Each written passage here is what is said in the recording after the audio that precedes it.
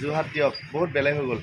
বেটাই পানী বটল খালে, মই ৰেড বুল খালোঁ কাৰণ টোপনি ধৰি আছে। কালিও বহুত ৰাতি পাইছোঁগৈ, টোপনি পূৰ হোৱাই নাই মোৰ ভাগৰ। এতিয়া ইয়াৰ পৰা আমি ওলাইছোঁ। কি কৈছা? হেলমেট নিপিন্ধা নেকি? অ' বিমন একো নহয়। বিমনে বোলে হেলমেট নিপিন্ধে, হিমে পিন্ধে আমনি লাগিছে।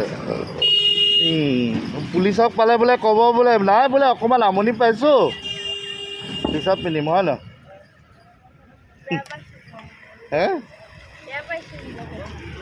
বেয়া পাইছা নি? এইফালে চাই দিয়া আকৌ, বেয়া পাম। চাব লাগে, পিন্ধিব লাগিব হেলমেট। হেলমেটে প্ৰটেকশ্যন দিয়ে। কেনেকুৱা লাগিলে ইমান ডোখৰ আহি পিনি? কেনেকুৱা লাগিল?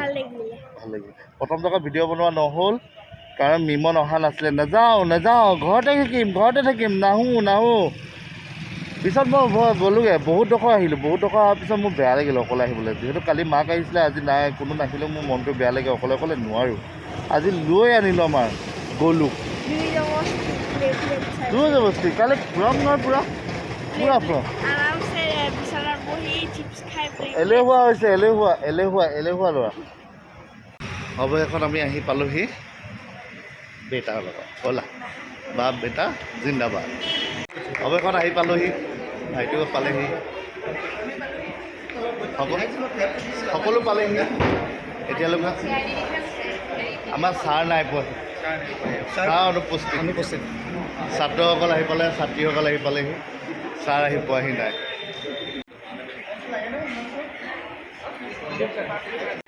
আজি দীপচিং খাই শিকোঁ বুলি কৈছে, কিন্তু দীপচিং খাই শিকিবলৈ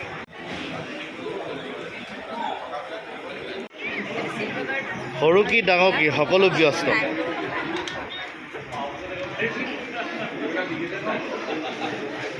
আজি এই ক্লাছটোত ছাৰৰ ভাগৰ ষ্টুডেণ্ট সংখ্যা বাঢ়িছে।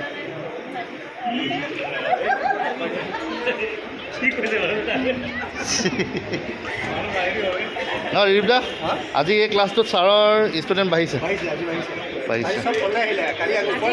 ওপৰছে চব তললৈ আহিলে। অঁ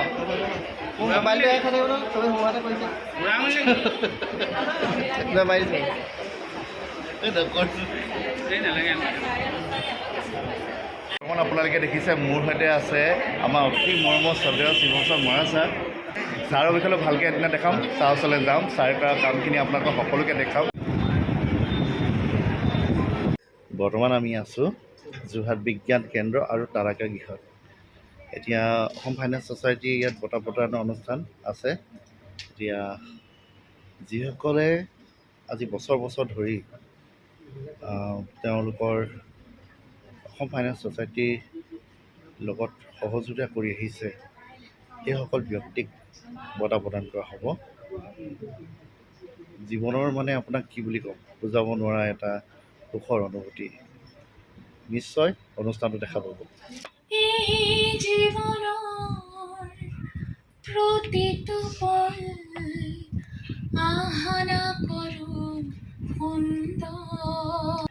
নমস্কাৰ। ৰং তুলিকাৰে সপোনৰ বাট কাটি সৃষ্টিৰ মাজেৰে কৃষ্টিৰ কঠীয়া সিঁচি সমাজ শুৱনি কৰা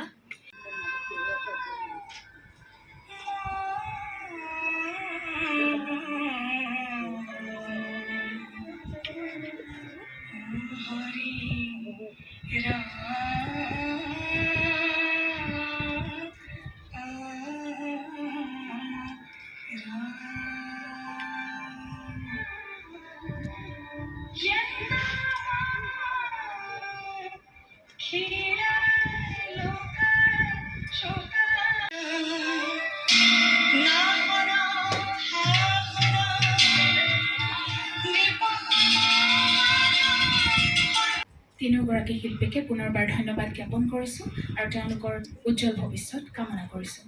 শিল্পী কলা সংগঠক নীলপৱন বৰুৱাদেৱে 1971 চনত প্ৰতিষ্ঠা কৰে অসম চাৰু কাৰু কলা পৰিষদ। সেই সময়ৰ পৰা আজি পৰ্যন্ত এই পৰিষদে চিত্ৰকলাৰ বিকাশৰ বাবে আহুপুৰুষাৰ্থ কৰি আহিছে। বৰ্তমান 500ৰো অধিক চিত্ৰকলাৰ বিদ্যালয়েৰে এক বৃহৎ পৰিয়াল গঠন কৰি অসমৰ একমাত্ৰ চিত্ৰকলা সাধনাৰ অনুষ্ঠান হিচাপে সগৌৰৱেৰে থিয় দি আছে অসম চাৰুকাৰু কলা পৰিষদ চিত্ৰকলা বিদ্যালয়সমূহৰ শিক্ষক শিল্পীসকলৰ মাজত এখন শৈক্ষিক প্ৰশিক্ষণ কৰ্মশালা অনুষ্ঠিত কৰাৰ লগতে নিৰ্বাচিত কিছু শিল্পীক সন্মানসূচক বঁটা প্ৰদান কৰাৰ মানসেৰে আজিৰ এই অনুষ্ঠানৰ আয়োজন কৰা হৈছে। শ্ৰদ্ধেয় সুধীবৃন্দ, সুদীৰ্ঘ ৫ দশক কাল ধৰি অসমৰ চিত্ৰকলা জগতত জনমানসত জনপ্ৰিয় কৰাৰ মানসেৰে আৰু ইয়াৰ এই বঁটা লাভ কৰিছে বিশিষ্ট সংগঠক তথা সুদীৰ্ঘ ২৫টা বছৰ জৰি এই পৰিষদলৈ নিজৰ বৰঙণি আগবঢ়াই যোৱা শ্ৰদ্ধাৰ শ্ৰীযুত সূৰ্য হাতী বৰুৱাদেৱে। মই তেখেতক মঞ্চলৈ আহিবলৈ অনুৰোধ জনাইছোঁ। শ্ৰদ্ধাৰ সূৰ্য হাতী বৰুৱাদেৱে লাভ কৰিছে শিল্পী উদ্দীপনা শীৰ্ষক নীলমণি ফুকন কলা প্ৰদীপ বঁটা ২০২৪।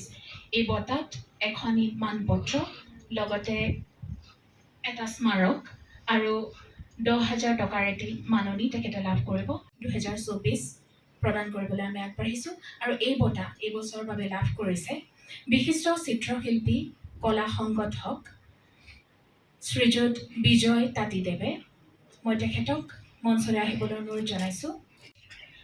সন্মানীয় শিল্পী বন্ধু সম্ভাষণ গ্ৰহণ কৰিব। সুদীৰ্ঘ সময় ধৰি চিত্ৰকলা জগতখনত স্বসৃষ্টি শিল্পকলা বিদ্যালয় কমাৰগাঁও গোলাঘাট।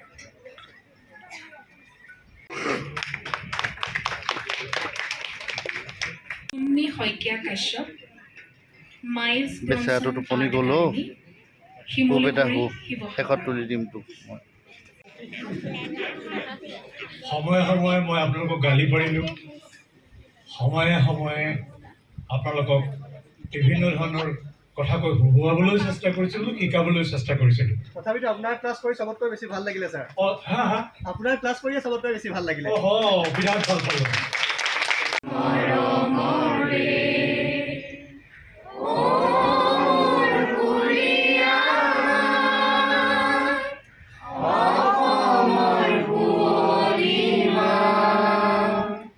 পৃথিৱী বিচাৰি জন